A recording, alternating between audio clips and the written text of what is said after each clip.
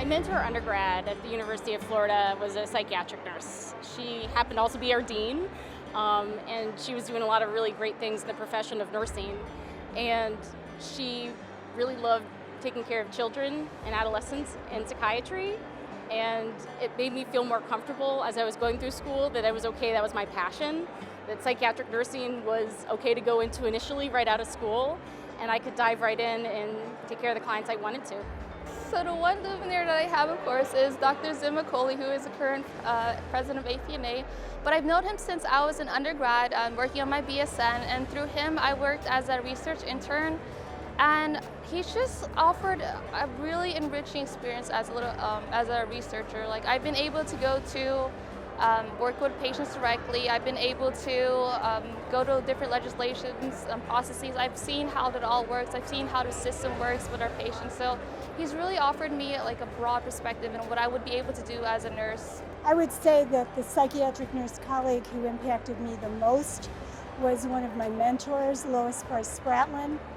And Lois was the first African-American nurse that's ever been Ombudsman of the Year for the National Ombudsman Association across all of the universities. And she just did some amazing work in community health. And frankly, she taught me all about what power is.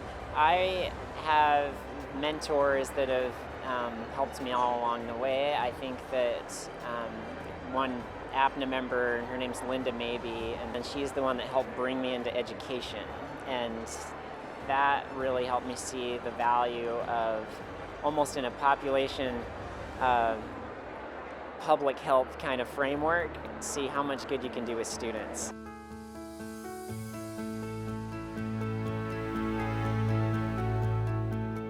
I want to pass along to other people interested in psychiatric nursing that it's okay to use yourself as the tool in nursing, that we don't have to use an IV line, we don't have to use a certain medication all the time. It's the interpersonal relationship that you're developing with your client that is so vitally important.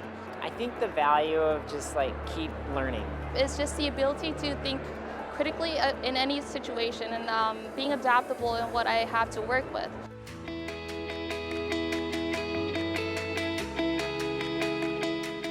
It's just the way that he approaches the whole situation, the whole patient. He is able to see them as an individual, and he's able to assess their needs both from just as a person living day to day, but also that what they need out in the community. I think that